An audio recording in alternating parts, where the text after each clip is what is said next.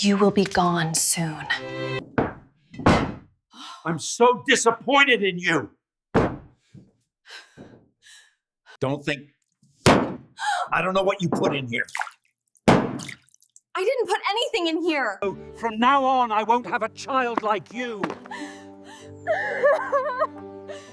The small apartment in Mesa, Arizona, held its breath in the sultry evening.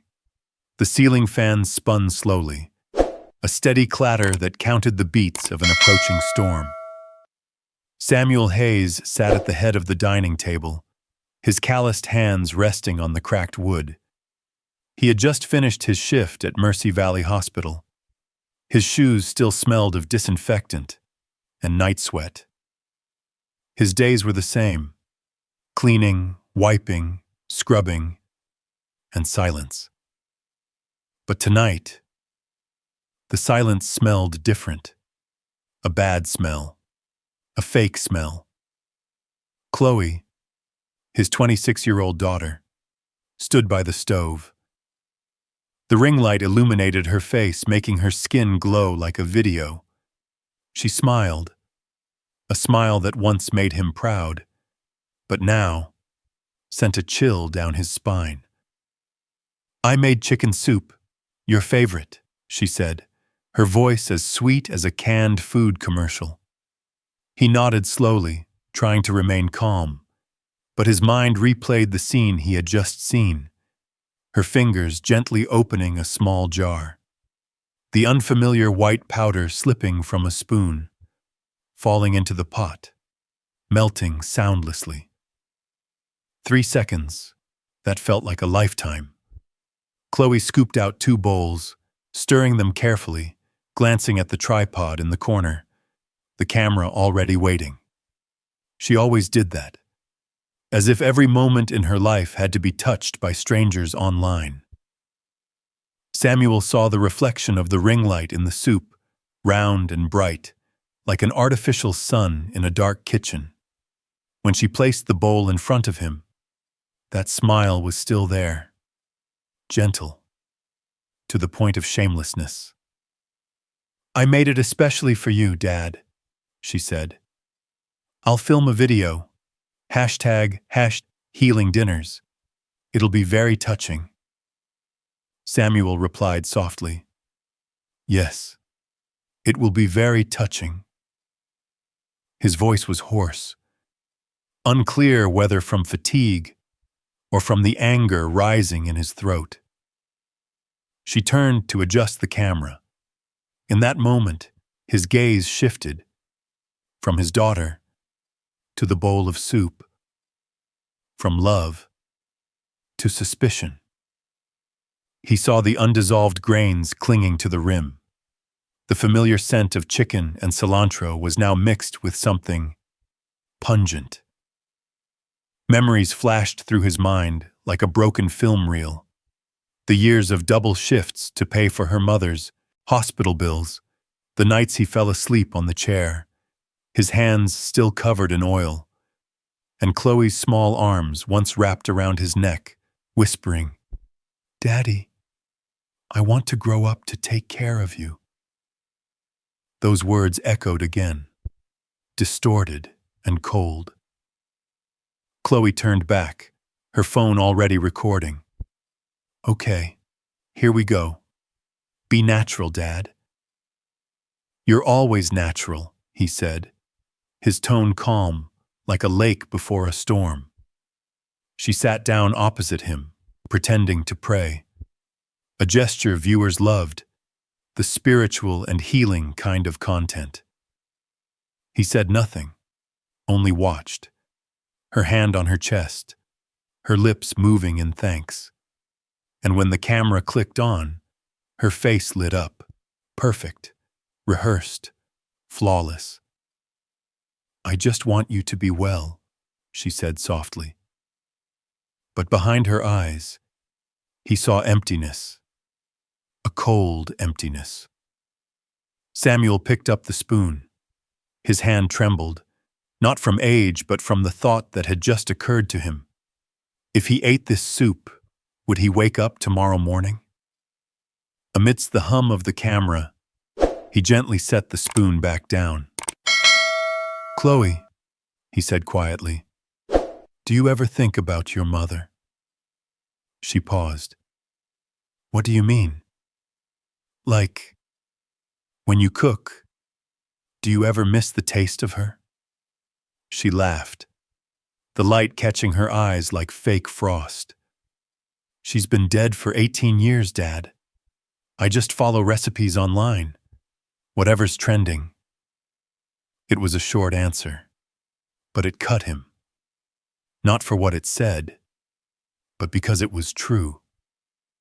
Samuel said nothing, just looked at her.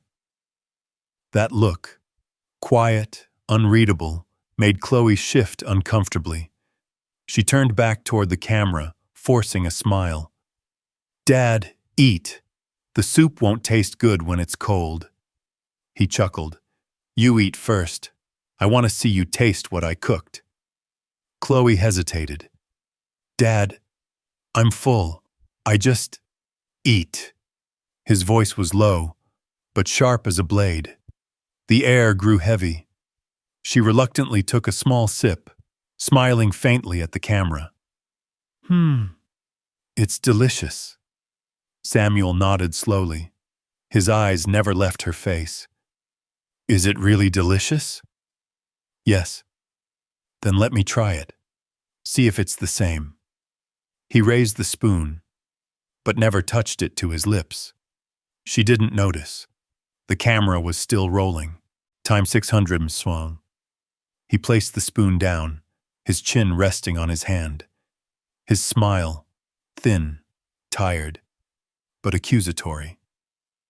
She didn't understand, but he did. All too well.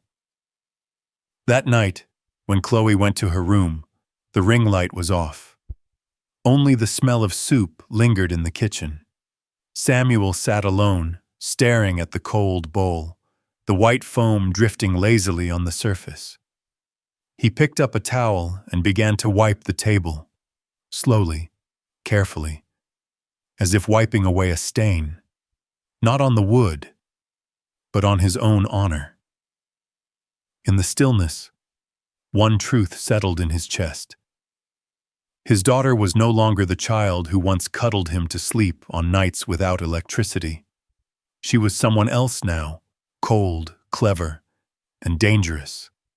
And in that silence, something inside him began to awaken. Not love, justice. He didn't know what the powder was, but he knew one thing for sure. This time, if he kept quiet, he would really disappear. He looked over at Chloe's door, the light at the bottom, a thin, trembling line. Beyond that light was his daughter, a daughter, and a lie that grew bigger by the minute. Samuel sighed softly, picked up his phone and opened the Notes app. On the blank screen, he typed 3 words. She tried tonight. Then he stayed. No one saw him smile, but in that smile something had awakened. Not love, justice. That night, Samuel couldn't sleep. The smell of soup lingered in the kitchen, a reminder that something had broken in this house. A break that couldn't be heard, only felt with the heart. He flipped open his phone, not to entertain himself, but to stare straight at his new enemy. TikTok's glowing screen. Account name, @ChloeHeals. Profile photo, his daughter. A gentle smile. Grateful eyes. Hair loose as if she had never known a lie. The clip was posted 7 hours ago, already over 80,000 views. Title reads, "Cooking dinner for Dad after his long hospital shift. He deserves the world." Chloe in the video wore a beige sweater. The lights were warm, soft piano music playing. She filmed stirring the pot of soup, bent over the bowl, then tilted her head and smiled. "My dad works all night at the hospital, so today I wanted to cook him something from the heart." from the heart. Samuel looked at the caption, his hand trembling slightly. He had just seen her put that strange powder into the pot of soup, the one from the heart. The comments section was flooded with compliments. Daughter of the year. Luckiest dad in the world. God bless you both. One user named Single Mom Faith Fauci 4 wrote, I lost my dad to cancer. Watching this clip made me cry. You are amazing. Chloe dropped a heart, then replied with a prayer emoji. Samuel just stared, silent. People were crying over a roll, while the real character sat in the dark, eating cold noodles, listening to his heart drop. He scrolled through old clips. Morning coffee with my sick dad. Taking care of dad when he's too tired to move. Each video showed their apartment, but through the soft filter, no one saw the water-stained ceiling or the peeling paint. No one heard the rat in the vent. No one heard him coughing because of the cleaning chemicals. All they saw was an angel and a loving father. And worst of all, they believed. They sent money. They shared. They talked about faith in the youth. Samuel scrolled down to the clip description. A single line read, If you'd like to support our little family, my Venmo is in bio. Hashtag faith in hard times. He clicked. The Venmo account name, the same as Chloe's credit card. Transactions appeared. $25, $50, $10. Each line, a declaration of trust. He turned off the screen and sat quietly, his hands still covered in eraser dust from the shift, but his heart filled with something heavier, humiliation. He had thought he was poor because of money. Now he knew. He was poor because he was invisible. No one saw him. No one heard him. Even his own child only saw him through the lens, only called him dad when the camera was on. Outside, ambulances wailed on the boulevard. Somewhere, someone was being rescued. And in this apartment, a father was slowly suffocating in his daughter's lies. He opened the cupboard, took out the half-empty bottle of beer, and took a sip. The bitter taste slid down his throat, burning. The feeling, at least, was real. In that moment, he laughed, a dry, harsh laugh that echoed through the room like bricks falling on cement. Chloe was asleep in her room, probably dreaming about the numbers on the screen, views, followers, donations. He, on the other hand, looked at the ring light shining through the crack in her door, so bright it hurt his eyes. Samuel whispered to himself, his voice trembling between pain and irony. The whole world sees a lucky father, but does anyone know that he is being erased from his own life? If it were you, what would you do when your own child becomes a prop for other people's pity? A. Pretend not to know, continue to be silent. B. Confront and expose. C. Silently wait for the right moment to counterattack. Samuel thought he was used to sleepless nights. But that night, the silence in the apartment was as heavy as a storm before it hit. The clock read 2:47 a.m. He lay in bed, eyes wide open, the streetlights streaming through the curtains in pale yellow streaks across the wall. From the next room came a whisper. At first he thought his daughter was calling her boyfriend, but then each word, each breath that slipped through the thin wall cut into him like a knife. The abuse angle is perfect, Mel. I'll say he controls me, drugs me. It'll go viral. Samuel held his breath. Chloe's voice was low, urgent, full of excitement. She continued, every word sharp and deliberate. People love a victim, especially a young woman escaping an abusive dad. We could pull at least 50 grand. Easy. $50,000.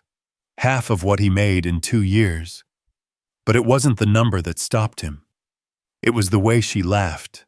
Soft, casual, like they were discussing nail polish. Relax, it's not like he'll even know, Chloe continued. I'll film him looking confused, mix in some crying shots. We'll edit it into a story. I'll say he's been putting stuff in my food to make me obey. Samuel felt the blood rush to his temples. His legs went cold. His heart beat fast, then slowed. Putting stuff in my food. The words echoed in his head like the sound of metal scraping against metal. He sat up, his back pressed against the thin wall, his ear to the cracked paint. Chloe laughed again. It's perfect, Mel. I already have receipts, fake text messages. People eat this kind of trauma up. We just have to make it believable. Samuel closed his eyes. On the other side of that wall, the child he had raised with 20 years of sweat and silence was now plotting to bury his honor with a few captions and swipes of the screen. The whole apartment shrank into 2 sounds, his heartbeat and her voice. Then Chloe spoke again, proud, certain. The followers already see me as a hero. They'll believe anything I post. All I need is one confession from him, one moment where he looks lost or says something I can twist. Then we go live. Confession. A word he had heard 1,000 times in church, now turned into a sentence for himself. Samuel pressed his palms against the wall, trying to slow his breathing. The cold paint seeped into his skin. All his life he had believed that silence was strength, that kindness and endurance would one day be understood. But now that silence was killing him. The little girl he once taught how to tie her shoelaces was now learning to tie another lace around his neck with hashtags and video edits. On the other side of the wall, Chloe whispered, almost like she was speaking to the devil, I'll post it Friday night. Peak traffic. The sympathy donations will skyrocket.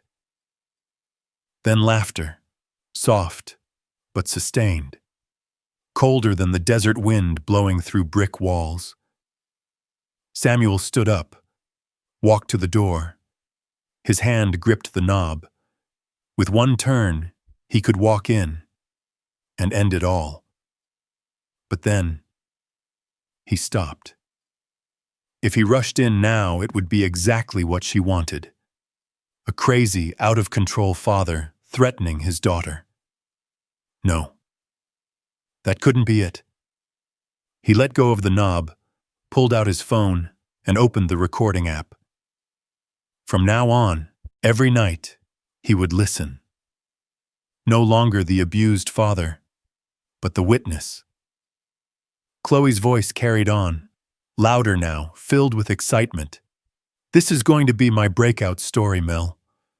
After this, I'll never have to pretend again. That made Samuel smile, a thin, cold smile, like metal meeting wind. He whispered, You're right, Chloe. After this, you won't have to pretend anymore. That night, he did not sleep. He just sat in the dark, hand gripping the phone, recording everything, a strange feeling rising inside him. No more fear, no more pain. Only one thought. Justice must be served, in his own way. If it were you, and you heard your own child plotting to destroy your name for fame, what would you do? A. Keep quiet, because you still believe your child will stop. B. Rush in and end it that night. C. Secretly collect evidence and wait for the day to turn the tables. After that 2:47 night, Samuel was no longer the silent father. Every morning, he still wore the blue uniform of Mercy Valley Hospital, still bent down to mop the hallways, still nodded to the nurses, as if everything were normal. But inside his head, another machine started up, cold, meticulous, absolutely precise. Before, he was cleaning up other people's trash. Now, he was cleaning up the most dangerous trash of his life, his daughter's lies. At night, Samuel kept the lights off. He was used to moving in the dark, because the invisible easily heard what others tried to hide. From the next room, the clacking of a keyboard. Chloe was writing her Freedom Campaign plan. The name sounded like a social movement, but he knew it was a death sentence to his honor. Whenever she left the room, he came in. He didn't break anything, didn't rummage around. He just took pictures. Every note on her laptop, every receipt for designer clothes bought with donated money. The photos were saved in a new folder on his old hard drive, the one he once used for jazz records. Now, only one folder name glowed on the screen: Truth. He changed the password and wrote it down carefully in the shift log. M2726. No one understood. But to him, that was the day his daughter chose to betray him. May 27th, 2026. At first, gathering evidence was painful. Each photo, a fresh cut. But gradually, the pain turned into something else: clarity. He saw things more clearly than ever. The weak dad photos Chloe had secretly taken after work. The video of her trying to cry in the mirror. The audio where she practiced her victim voice. Samuel no longer saw her as a daughter. He saw her as a case. He bought a cheap leather notebook. On the cover, "If you tell the truth, you don't have to remember anything." In it, he wrote every detail, every single day. June 12th, Chloe edits tired dad clip to abusive dad. June 14th, phone conversation about GoFundMe scenario. June 15th, ads, background piano to increase sympathy.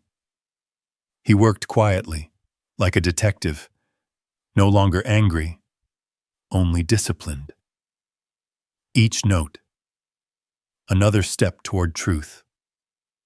One night, Chloe left the house to record a podcast. Samuel opened her computer. On the screen, a folder, Freedom Campaign Plan. He opened it, reading line by line. Step 1, emotional post. I'm scared, but I have to speak. Step 2, live confession. Tears, visible bruises, makeup. Step 3, donations. Target $50,000. Step 4, book deal pitch. Surviving my father's control. He paused, then whispered the last word. Freedom. She called the destruction of her father freedom. Samuel turned off the monitor and looked into the old mirror hanging on the wall. The reflection staring back was not the tired janitor anymore. His eyes were bright, quiet, but sharp, like a knife that had been waiting for years. He spoke slowly, each word distinct. She wanted a story. I'll give her one. From that day on, he began preparing for the real story. He scheduled, collected, backed up to 3 different devices, even sent a copy to an old friend, the hospital's night guard. Step by step, day by day, He reconstructed the whole picture, not for revenge, but for one purpose, that when the truth emerged, it would be undeniable. Chloe still didn't know. She still recorded her cheerful videos every morning. "Good morning, everyone. Taking care of Dad again today." Every time he heard that voice, Samuel added another quiet line in his notebook. Day X. Daughter continues to act. Day Y. Father continues to wait. He no longer prayed for miracles, no longer prayed for forgiveness. He believed only one thing: every lie, no matter how elaborate, leaves traces. And a man who'd been cleaning trash for 30 years knew exactly how to find the smallest pieces. If it were you, when you held in your hands the truth about someone who once called you darling, what would you choose?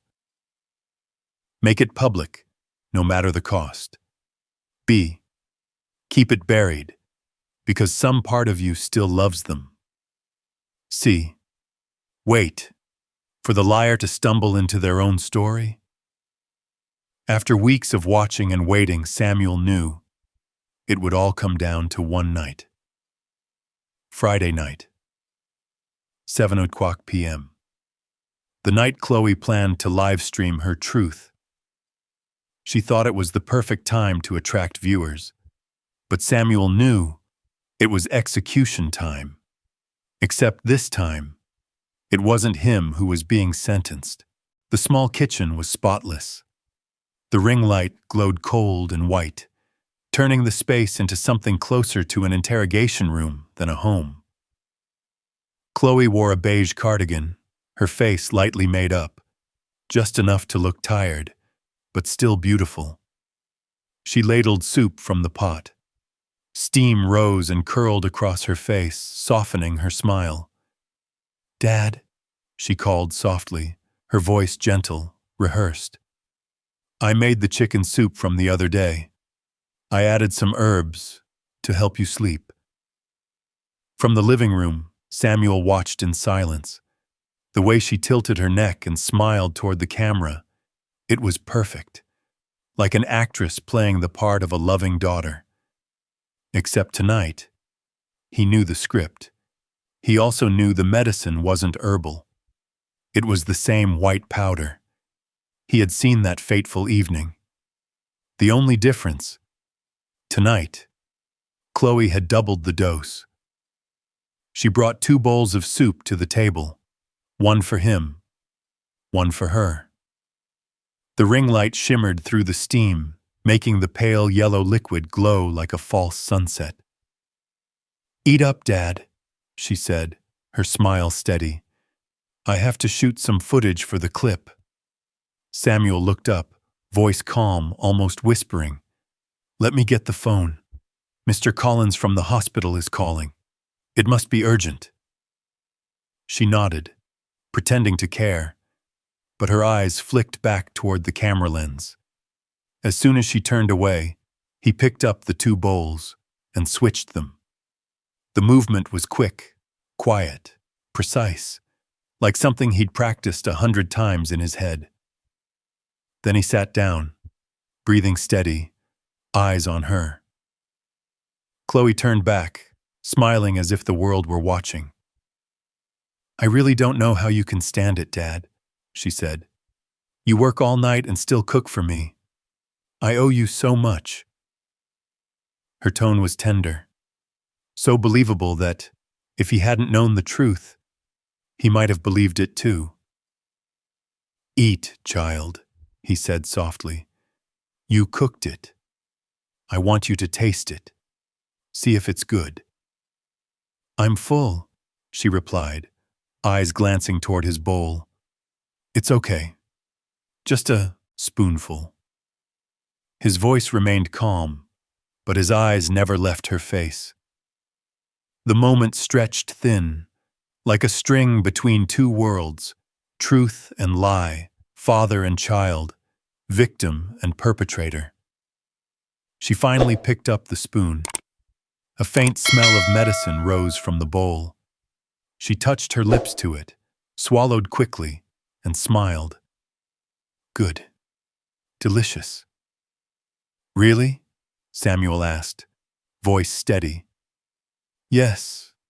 Delicious. Then eat more. No one makes soup better than you. She hesitated, then took another spoonful, and another.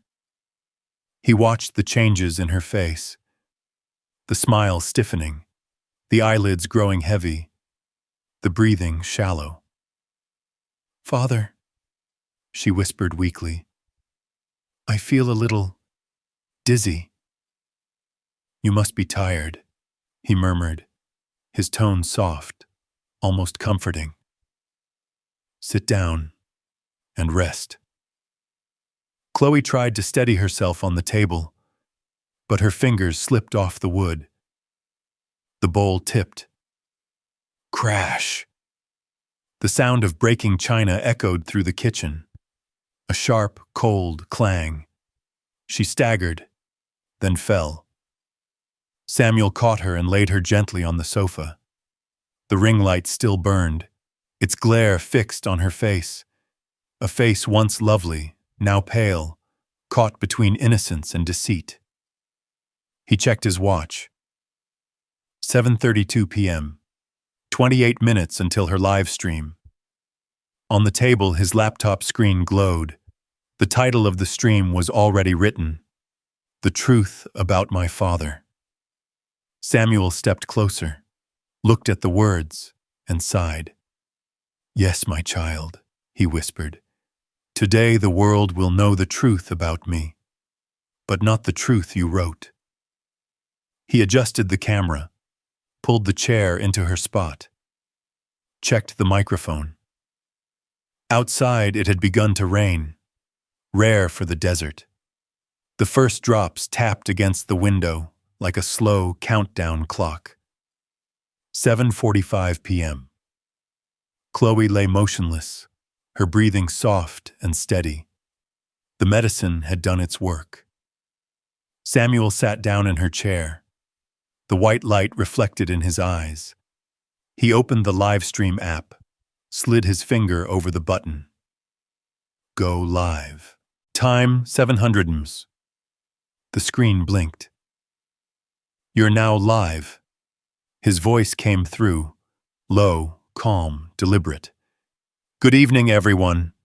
I'm Samuel Hayes, and before you hear my daughter's story, you should probably hear mine. If you were him, after months of being used as a puppet, what would you do in the moment you finally took back control? Tell the whole story, and let the world judge for you. B. Stay silent, and let your child face the consequences. C. Turn the tables, and make the lie a public confession. The screen flickered. The message appeared again. You're live. 8 p.m. More than 200,000 people were waiting to hear the truth Chloe had promised all week. But the person who appeared was not her. It was Samuel. Wearing his old work shirt, hands trembling slightly, voice hoarse from decades of cleaning hospital floors. And this time, the story was finally his. Behind him, on the sofa, Chloe lay still, her hair falling like a black shadow in the bright white room. Good evening, he began, his voice eerily calm. I'm Samuel Hayes, and before you hear her story, you should probably hear mine. Immediately, the comments flooded in. Where's Chloe? Is this her dad? What's going on? Samuel didn't mind. He had cleared enough trash in his life to know when to speak and when to keep quiet. Today, he would speak. He opened the laptop next to him, sharing the screen. Some of you have sent money, prayers, words of comfort. he said, his voice shaking slightly. Not from fear, but from repression. You thought you were helping a daughter take care of her sick father. But that story was never true. On the screen, a screenshot of a Venmo statement appeared.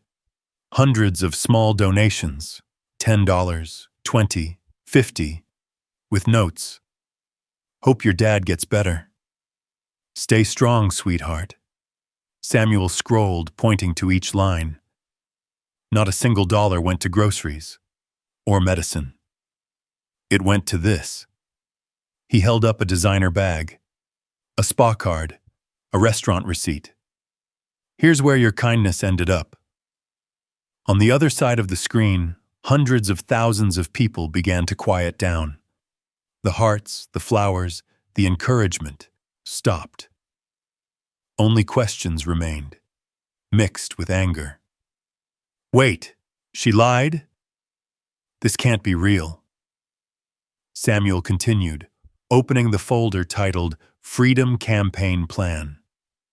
On the screen, the Word file clearly appeared. Step 1. Emotional post. Step 2. Live confession. Step 3. Donations. He spoke slowly, each word carved like a knife into stone. She called it a campaign. I called it betrayal. He played the recording. Chloe's voice filled the room, trembling with excitement. The abuse angle is perfect. People love victims. It'll go viral. Behind her, Chloe's body moved slightly. Her eyelids fluttered. But Samuel didn't look. He looked straight into the camera, into hundreds of thousands of eyes watching. You believed she was saving her father, he said. But the truth is, she was selling him. Another video appeared. Chloe standing in front of a mirror, practicing crying. Take 2, her voice echoed in the clip. She bowed her head, her voice trembling, the light illuminating her fake tears. Better, she said. That one looks real. The audience began to react. This is insane! I donated to her.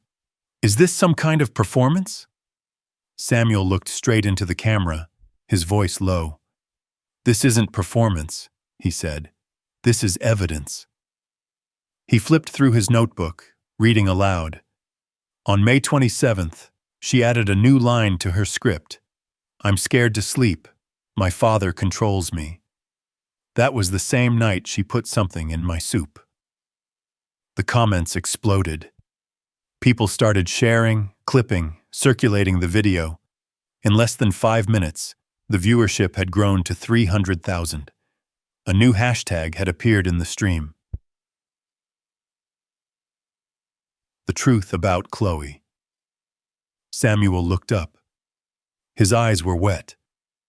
Not from weakness, but from reclaiming his humanity. Behind him, Chloe began to wake. She looked around, saw the camera, the light, herself, trapped inside the story she had written, but no longer its narrator. Dad, she whispered. What are you doing? Her voice was hoarse. Samuel didn't turn around.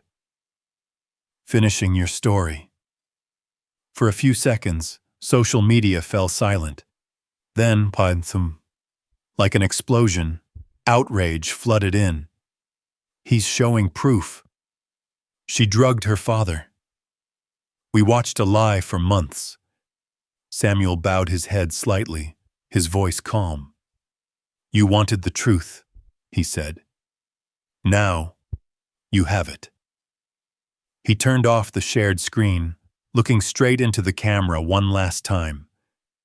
Lies need an audience, he said quietly. Truth only needs a witness.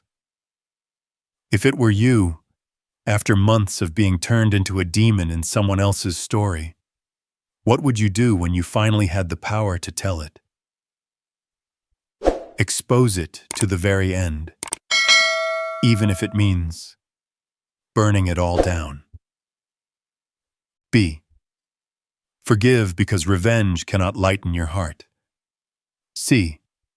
Let the world see, then quietly leave, like someone who has finished cleaning up the last garbage dump in their life.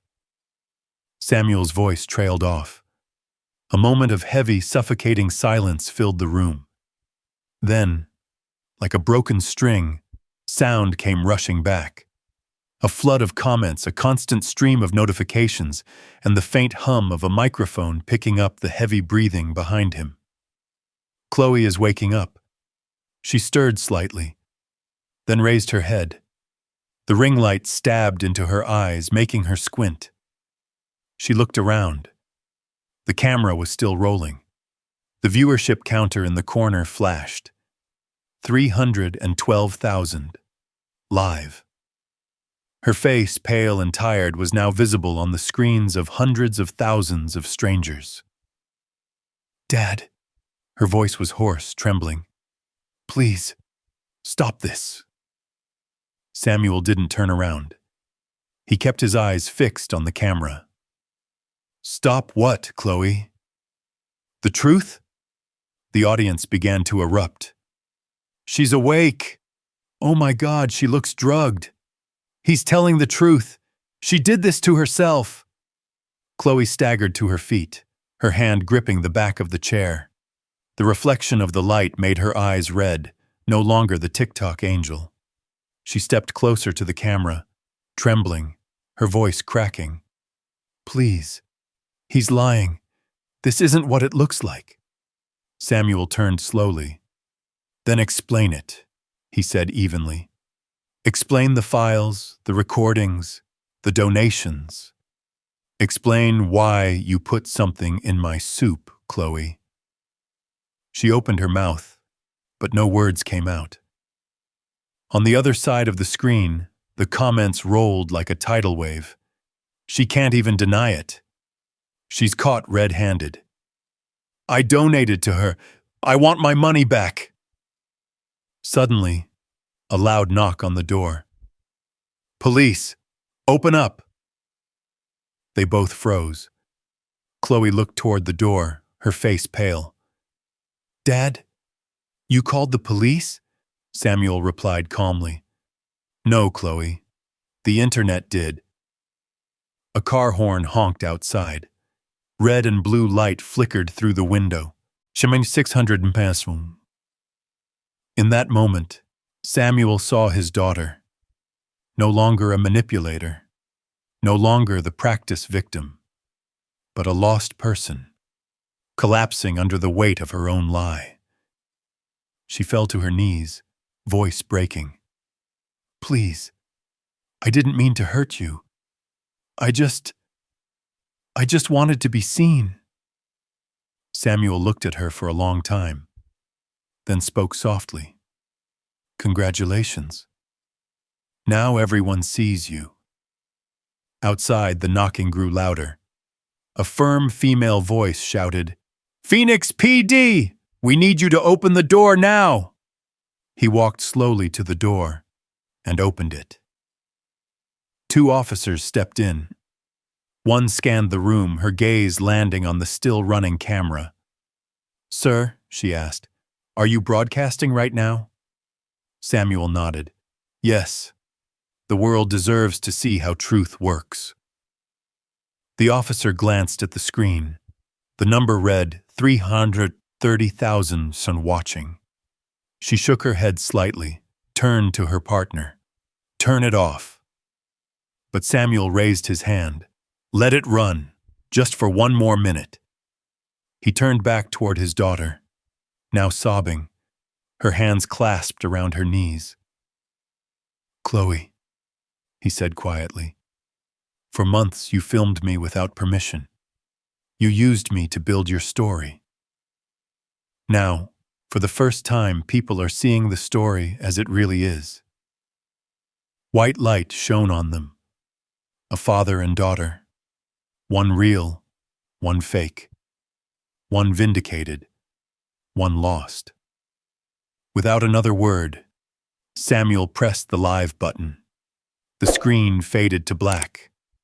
Only Chloe's ragged breathing and the patter of rain outside the window remained. 30 seconds later, the quiet click of a camera signaled the end of the broadcast. But the story, in truth, was just beginning. In millions of comments, thousands of shares, and a name erased from every platform. If it were you, when the person who betrayed you knelt before you, what would you do? Reach out and pull them up, because you are still blood. B. Turn your back so they can learn to stand alone. C. Let justice answer for you, because forgiveness cannot save a soul that has chosen to lie. 3 weeks later, the city of Mesa returned to its quiet rhythm, or so it seemed. Only Samuel Hayes knew that sometimes justice doesn't come with the sound of a gavel, but with the soft glow of a phone screen, fading at the end of a long night. The small apartment felt emptier now. No more scent of makeup. No more cold white light leaking through the crack in the door. The ring light lay gathering dust in the corner of the living room, the metal circle now slightly bent, like a symbol of a fallen world. On the table, the same old china mug, the faded words, "World's Best Dad," a gift Chloe had given him when she was 14. He'd kept it with pride. Now, he kept it like a scar. Newspapers and television had said too much.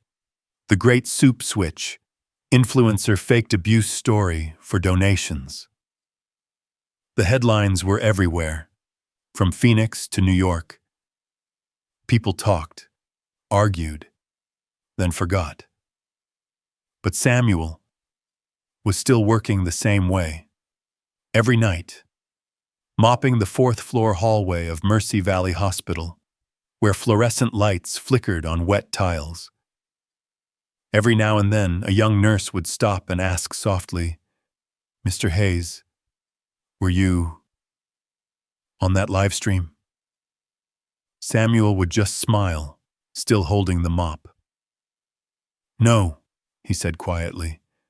"I'm just the cleaner." But deep in his eyes, there was something different. Not joy, but the peace of someone who had finally risen from the mud that others had pushed him into. The first morning after his shift, he stopped by his usual coffee shop. The owner placed a hot black cup in front of him and smiled slightly. "No sugar?" Samuel replied, "No, I really like the taste now." Outside, the desert sun slanted through the glass, hitting his old phone. A small notification popped up. Venmo refund processed. $8,200 returned to donors. Samuel looked and smiled. It was never the money he wanted back. He just wanted people to regain their trust. When he got home, he looked around the apartment, empty but clean. Clean in a way that only those who have spent their lives cleaning up trash can understand. Clean not because there is no dust, but because there are no lies. Samuel walked to the corner of the room, where the ring light lay like a cold circle of the past. He picked it up, brushed the dust off, and put it back down. The evening light streamed through the window, shining directly into its empty lens. For the first time in his life, he felt real light. Light that came not from electricity, but from reality. He said softly, as if talking to himself or to a departing figure, "Real truth doesn't need perfect lighting." Outside in the hallway, a neighbor knocked on the door, bringing a bowl of hot soup. "I made it myself this time," she smiled. Samuel smiled back, taking it. I hope there are no strange herbs in it. They both chuckled, their laughter fading in the afternoon sun. The apartment was small and quiet. On the wall, an old family photo. Samuel, his wife, and Chloe as a child, still hung, a corner crooked, but no one took it down. Because the past, though broken, was proof that once everything was real. At night, as he stood looking at the hospital lights from afar, Samuel thought, there are those who seek glory through lies, and there are those who just need to be enlightened by the truth once. And he belonged to the latter. If it were you, after justice has been served, but your heart is still scarred, what would you do? A. Forgive to ease your heart. B. Keep your distance because you can't trust again. C. Turn your wounds into strength to teach others how to see the real truth.